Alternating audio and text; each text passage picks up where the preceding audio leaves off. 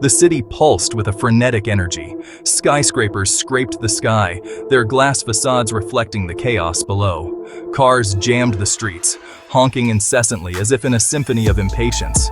People scurried like ants, their faces illuminated by the cold blue glow of their phones. No one looked up, their eyes glued to screens, oblivious to the world around them. They moved with purpose, yet seemed lost in a digital maze. No one made eye contact. It was as if the art of human connection had been forgotten, replaced by the sterile touch of a screen. Faces passed by in a blur, each one more disconnected than the last. It was a city that never slept, its lights burning bright through the night. But also, it seemed, a city that never thought.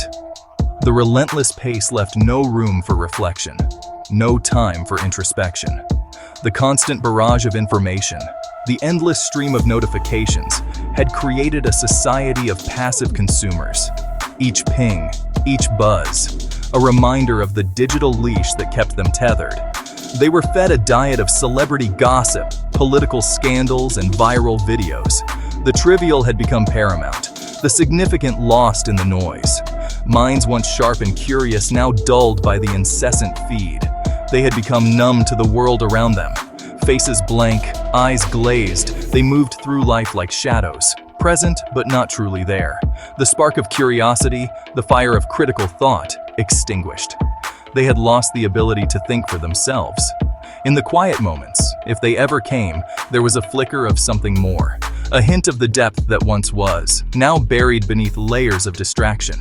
The city that never thinks, a monument to the age of information, yet starved of wisdom. Jason was one of them. He rode the subway to work each morning, jostled by the indifferent crowd. He stared at his phone, scrolling through social media, checking emails, reading news snippets that evaporated from his mind as quickly as they appeared. He went through the motions of his life, but something felt off. He felt like a cog in a vast, impersonal machine. There had to be more to life than this, but what? Jason's workplace was a testament to conformity. Rows upon rows of identical cubicles, each one occupied by a worker staring at a computer screen. The air buzzed with the hum of electronics and the low murmur of forced conversation. No one spoke about anything important. Politics, religion, philosophy, these were taboo subjects. It was as if thinking itself was frowned upon. It was more efficient to simply do your job, collect your paycheck, and go home to consume more mindless entertainment. But Jason was starting to feel the stifling weight of this intellectual stagnation. Hey Jason, did you catch the game last night? One day, Jason had lunch with his friend Sarah. Sarah was different. She was a free spirit, a voracious reader, and a sharp observer of human nature. She saw the world with clear eyes, unclouded by the digital fog that enveloped so many others. Don't you ever get tired, Jason? Tired of the rat race, the constant noise, the feeling that we're all just sleepwalking through our lives? Jason was taken aback. No one had ever put it into words before, but that was exactly how he felt.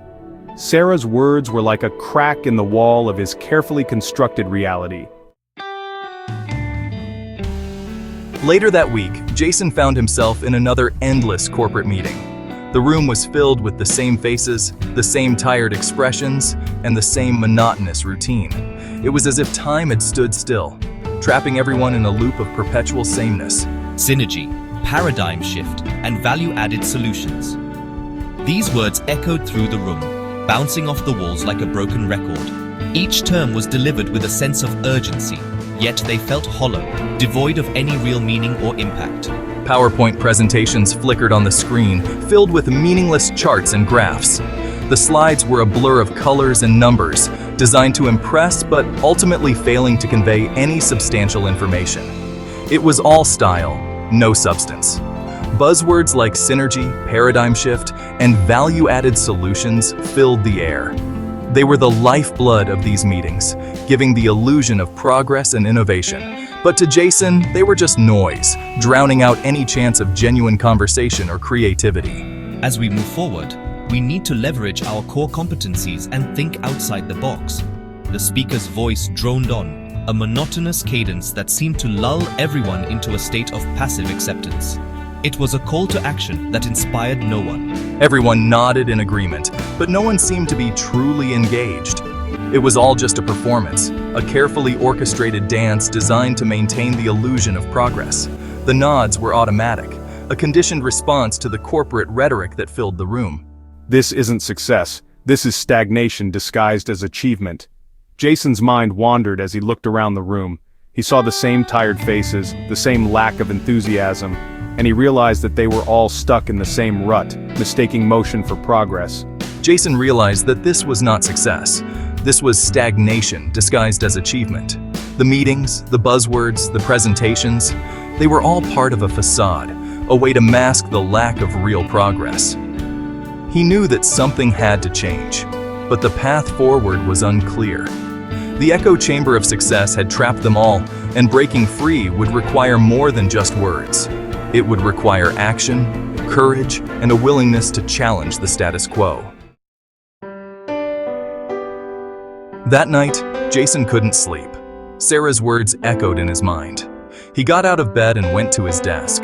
He picked up a pen and a notebook, something he hadn't done in years, and he began to write. He wrote about the things he had been feeling, the sense of unease, the intellectual emptiness, the lack of genuine connection. He wrote about the way technology had come to dominate our lives, how it had become both a tool and a crutch, a source of both information and isolation. As he wrote, something began to shift within him. The act of putting his thoughts into words was liberating. It was as if he were waking up from a long sleep. He realized that he had a voice, and that voice deserved to be heard. He would no longer be a passive observer in his own life. He would think for himself, he would question everything, and he would encourage others to do the same. Jason started small. He began to engage his colleagues in more meaningful conversations. He challenged the status quo, asking probing questions and refusing to accept easy answers. He encouraged his friends and family to look beyond the superficial and to think critically about the world around them. He knew that change wouldn't happen overnight, but he also knew that even small acts of defiance, small sparks of awareness, could have a ripple effect.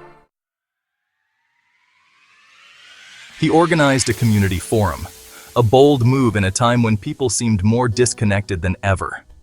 He sent out invitations, posted flyers, and spread the word through social media, inviting people to come together to discuss the dangers of societal apathy. The forum aimed to highlight the importance of critical thinking, a skill that seemed to be fading in the age of information overload. To his surprise, the response was overwhelming. People from all walks of life showed up, eager to engage in meaningful dialogue. It became clear that people were hungry for authenticity, for connection, for something more than the empty calories of modern life. They craved real interactions, genuine conversations, and a sense of community that had been lost in the digital age. We have become slaves to our own devices, to our own comfort. Our screens have become our masters, dictating our thoughts and actions. We have allowed ourselves to be lulled into a state of intellectual complacency, where critical thinking is a rare commodity. But it's not too late to wake up. It's not too late to reclaim our ability to think deeply and critically. It's not too late to start thinking for ourselves again, to question the status quo, and to seek out the truth. It's not too late to reclaim our minds and our lives, to break free from the chains of intellectual paralysis. Jason's words resonated with the audience. His passion and conviction were contagious, sparking a fire in the hearts of those who listened. They had struck a nerve. The audience felt a collective awakening, a realization that they had the power to change their own lives and their community. The chains of intellectual paralysis were beginning to loosen. People were starting to think, to question, to engage. A new day was dawning. A day filled with the promise of change, of growth, of renewed purpose. A day of awakening, of engagement, of critical thought. The community was coming alive, one conversation at a time. The city that never thought was starting to think again. People were rediscovering the joy of learning, the thrill of discovery, and the power of community. They were building a future where everyone had a voice, where every thought mattered, and where every person could make a difference. This was just the beginning. The call to action had been heard, and the response was a resounding yes. Together, they were creating a brighter, more thoughtful future, one step at a time.